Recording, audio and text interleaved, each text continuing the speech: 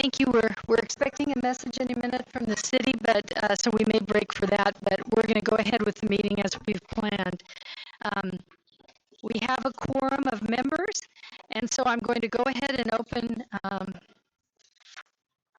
going to go ahead if the board will indulge me, and let me read a quick little synopsis from an article, which I believe will set the proper tone for the discussion it's about to follow. And this article is about the culture of fear and how fear upends our daily lives. And it's written by a professor who is an expert in fear, believe it or not. He says, frightened people sometimes make good decisions. They lay in flashlight batteries prior to a hurricane, say. But they also do things that put themselves and others at greater risk. When investors sell on fear, they disregard the proven benefits of investing for the long term and increase the odds that workers will be laid off. When people clear shelves of masks and hand sanitizers, they make it more likely that they and others will find themselves in medical facilities that need more of these supplies than they can get. And when they lay in a 6-month supply of toilet paper, they leave other people scrambling to find it. Fear-ridden people not only make dicey decisions themselves, they pressure public officials to do so as well. During the coronavirus outbreak, some schools will be closing, making the decision to close, even without known cases of the virus.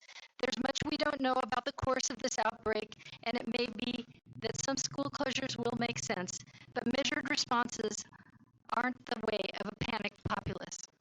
It's true that children who aren't attending school won't acquire or spread the virus at school, but most of them won't be removing themselves from close contact with others, on public transport, on play dates, in movie theaters and shopping centers. And there are costs borne by children who rely on school lunches, special education teachers or school nurses, and by those who must care for children when class is canceled. In many communities, those caretakers are from the group most vulnerable to serious disease and death from viral infections, elderly grandparents and their neighbors. Some social scientists contend that fear itself is addictive. It certainly feeds on itself. We share our fears about the virus with friends who respond with their own concerns, or we go online to check out something we heard on the radio and come across a dozen other scary stories. What's the proper response then? Just say no to people dealing with fear without real knowledge. Refuse as well people who politicize the disease. The world's top public health officials put it well. Fear and panic are dangerous, said Tedros Adhanom Ghebreyesus, Director General of the World Health Organization. It's fine to be concerned and worried, but let's calm down and do the right thing. And that's what we're here today, is for this board to calm down and do the right thing. I am now going to open this to public input. Do we have any public input? Okay. There's no cards. We have some that are online. Okay. So would you like to read them? English, and they will read in Spanish. Thank you.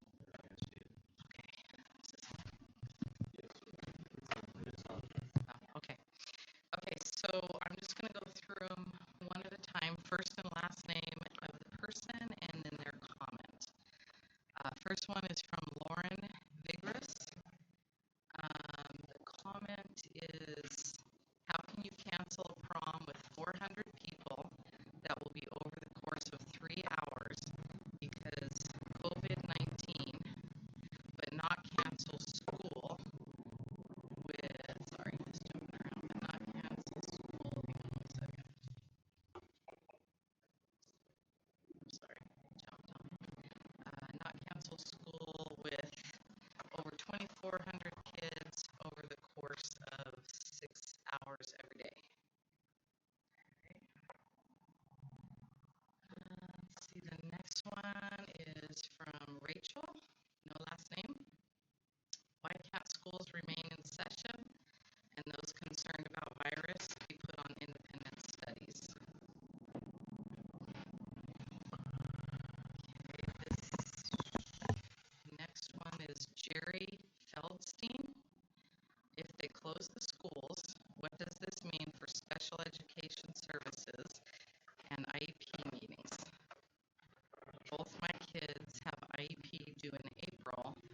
how will the district deal with that?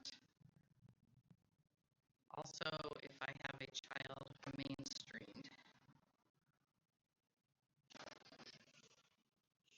Okay, and the next one, there's no comment. There's her name, but there's nothing in the comments.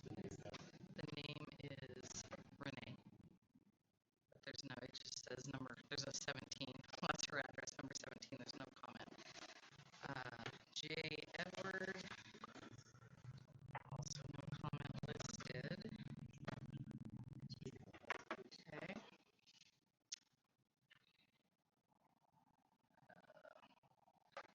So a couple of these, it's interesting that their name is there and their contact information, but I don't have a comment. The other one after J. Edward is Deanna Albrand, no comment listed. And then Sandra Arguello, no comment listed. Lori Foster, her comment is close the schools. Elizabeth Rios, again, contact information, but no comment listed. Jamie Piper, will the decision that is made today affect Encore? They have chosen to be closed 2 weeks. And in place to pay and support substitute teachers working in RUSD. Michelle Burtock, a comment on possible school closures. If schools close, homeschooling is not an option for many working parents. Please consider this as you plan your actions. Sorry, almost there. Then Brian Tomlinson, concerning the possible closure of district schools due to COVID-19 issue. This will cause great financial burden to the subs for the district. They already lose a whole week during spring break. And then I have two more that don't have a comment on it. One of those is Katie Hill. One of them is Susanna Zamudio. And then the last one, Priscilla, with no name. And it says, how will the kids who depend on the school breakfast and lunch program be fed? I know some children's families don't have the means. Okay, so that is all English. Do we have the Spanish as well? Okay, so Lisa's going to do Spanish.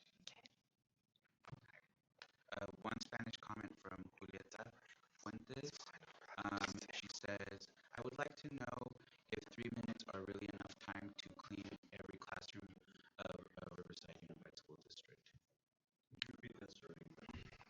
Parent wants to know, she would like to know if 3 minutes is really enough time to clean all the classrooms of the district.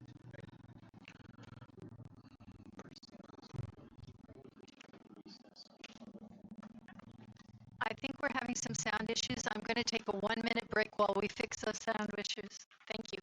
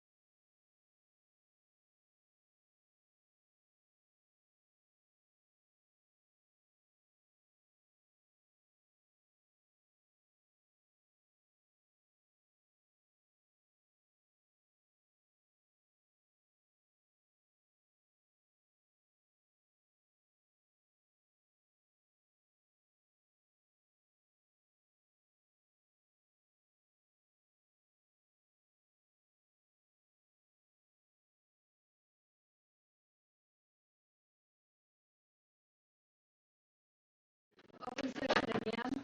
There are three things that we need to take some action on. The first is a motion that an emergency situation exists in accordance with Government Code, Section 54956.5. Second. There's been a motion and a second to move that an emergency situation exists. Please, with a show of hands, all those in say aye. Aye. Opposed? Thank you. Second, a motion finding that the Board of Education can meet in closed session pursuant to Government Code Section 54957. Do I have a motion? So moved. Second. A motion and a second. All those in favor, raise your hand and say aye. Aye. Opposed? Mrs. Alabi, point of order, if I may. Yes. I'd like to make a motion to take C3 and move it to after the closed session as we reconvene to E. There's been a motion to move C3 after we discuss in closed session. Do I have a motion? That was my motion. Oh, second? I have a question. Do we have to do that? Or Yes. Yeah. All those in favor, please raise your hand. Say aye. Aye. Opposed? Very good. At this point in time, we will move to closed session. Thank you. Are we staying? Is everyone ready? Can we just stay here? Can we just stay here? Can we just stay here and just shut it off? Can you turn the live stream off? Steve, turn the live stream off. Okay, live stream off. Thank you. And the recording.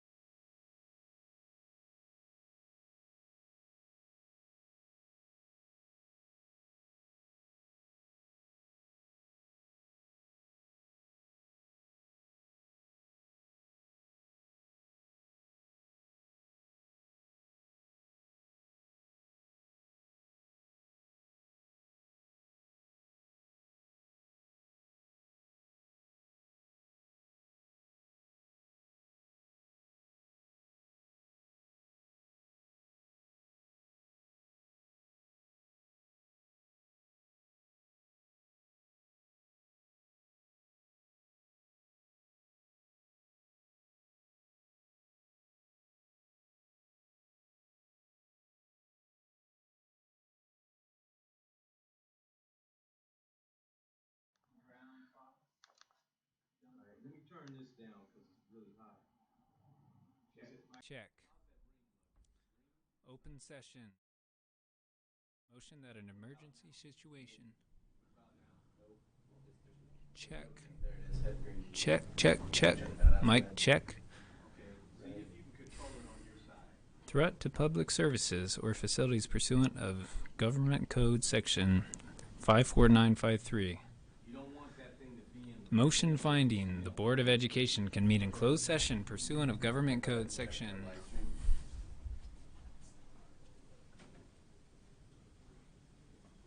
Can you keep talking? Sure. Is this mic dead? We killed that. All right. Oh, that's beautiful. Check. Check. Mic check. 1 2 1 2 3. Check check check check. Check check check check check check check. You're good here? Check. Mic check. Mic check. 1 2 3. 1 2 3 1 2 3. Yep, we're good. Go ahead and kill the live stream, please. What's that? Kill the live stream, please. Okay. How does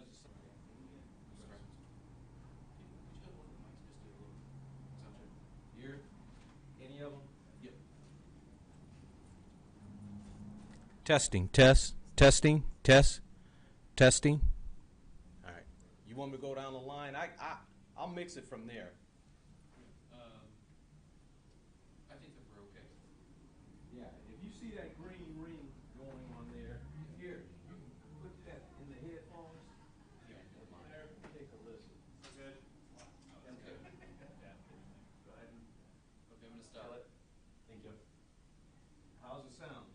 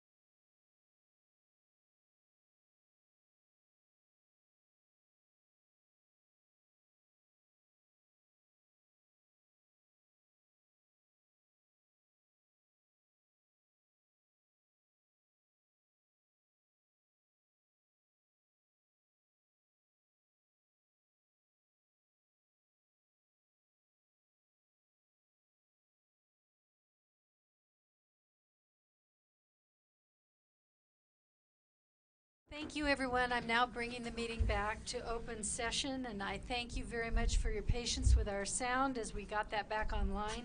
So thank you very much. After coming back, I would like to make a motion for the board to consider. I move that we close all our schools to student attendance and authorize the superintendent to modify work and school schedules and the calendar per law from March 16th through April 3rd. Do I hear a second? Second. Dr. Farouk. Can you repeat those dates? I can. Those dates are March 16th through April 3rd. Okay. Okay. There's been a motion and a second. Do I have any discussion? April 3rd. Any further discussion? No. Okay. We'll now take a vote. Please raise your hand and say aye if you approve. Aye. Aye. Opposed?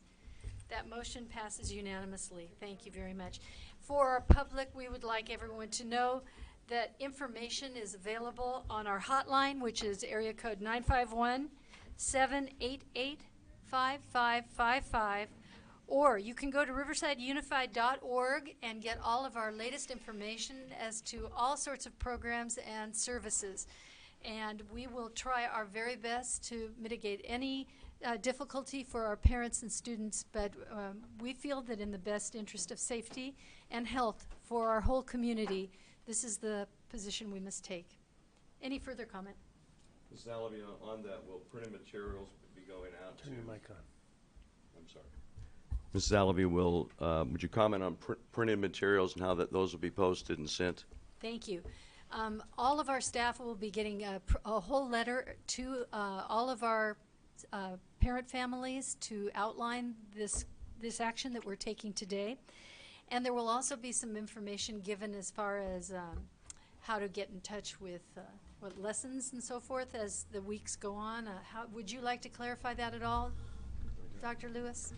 Yes, Mrs. Alvey. So thank you. Our staff will immediately begin preparing communication to all parents, community stakeholders, including staff. That will be going out momentarily. We also will have our hotline updated momentarily, as well as all of our web resources. That'll be today. This evening, parents will be receiving a letter as of Monday outlining our meal program plan of what we'll be doing as a district. That will be going out tonight. All materials will be going in both English and Spanish. As of Monday, we will have a team working between now and over the weekend to provide instructional materials for any parents that want to go on TK through 12th grade. Those will be available online as of Monday, and then we will have printed resources available at all of our sites that are having meal service for those that do not have access to the internet by hopefully Wednesday of next week. Thank you. Mrs. Alvey. Printed materials, say that again for printed materials, please. Thank you, Dr. Hanson. So on Monday, we will have our materials available online, and by Wednesday of next week, we will have printed materials at all of our sites offering meal service for parents that would like to pick up a printed copy of instructional materials for all grade spans. Is that required or not required? It is not required. It is optional for parents. Thank you. Mrs. Lockdoff. So, Dr. Lewis, I just want to clarify, too, when you were discussing the meal program, we are still continuing meal service for our children that are eligible for that. So we are still continuing to provide breakfast and lunch for those, but just not at the school sites. So actually that is correct. What we will be doing is our nutrition service department has put together a very extensive plan of how they'll be feeding all of our students. All of our sites will have meal service programs. So even if you are living in an area that the nearest school to you is not your school of residence, you may still go to the school that is nearest to your home to receive your meal service. The only thing we are asking to receive that meal service is that we have an adult and the child going to receive that meal. It'll be a box meal, and they will pick it up and they will be allowed to take that meal back to wherever they like to have that. We will also have Villegas Park and at Bobby Bonds Park will have additional resources available for meal service if that's more convenient for those families. I'm sorry, what? And I understand that picking up means they're not going to come onto campus, except they're going to be sort of a drive-through. Correct. There will be multiple ways to do that. There'll be a drive-through service. The parks will have more of a convenient drive-through area there as well. And, Thank you for clarification. and how is that information going out with all of our communication materials then as well? So folks know exactly how they can access those meals. And Yes, ma'am. We'll have a separate meal service undercover going home this evening. okay. Thank you. Thank you, and just to clarify, I may have said the wrong phone number. Please let me restate the hotline. It's 951-778-5555. 971 778. 778-5555. Mrs. Oliver, one Yes. more question. I just have one more question, and it's really for the public to know. What is our plan come the end of our period? So when we're done with our 3-week closure, perhaps Dr. Hansen can speak to that, what we plan to do. Well, you heard the dates currently that's closed, and by March the 27th, which is the Friday before, we will send new communication out to the entire community and let them know if we're really going to come back on Monday the 5th or if we're going to extend that closure. All right, thank So you. we'll get word out to the community by March the 27th. Thank you. Excellent. Any further comment? I just have, if we could, just because it's an important part about the education, and you had a lot to say, Dr. Lewis, so would you just go over again how the students are going to be receiving and be able to stay up on pace so the parents know it's going to, a lot will rely on them as well. So. Yes, absolutely. Again, what we're putting together is a resource that is available for parents. It is not something that is required or mandated. It is optional. Those resources will be available on our website as of Monday. For those that are not able to access the material on our website, or they would like a printed copy, we will have those at our meal service locations as of Wednesday of that following week. We'll be focusing in TK through 6 on English, language arts, and mathematics. 7th and 8th grade, we will have English, language arts, mathematics, and science. And science will be, high school will be developed by course. We know this is going to be difficult for some families. We've tried very hard to think of ways that we can help mitigate the pain with the food service and so forth. So we encourage all parents to connect with the people, and through, can they use the website to ask questions and so forth? If they have a question, where can parents go for an answer? So we will have 2 things on our website. We'll have a frequently asked questions resource that will be there. Okay. But if there are any additional resources, my contact and as well as all of instruction is there, as well as all of cabinet will be available via email. Thank you. Thank you. And to clarify, while this is 3 weeks, Dr. Hansen, one of those weeks was our already scheduled spring break. That is correct. To clarify, Dr. Hansen, though this is a 3-week vote and they were taking a break, the middle week was already a scheduled spring break. That is correct. Thank you, sir. Thank you. Any further comment? No. Thank you very much. I will now adjourn our meeting. Thank you,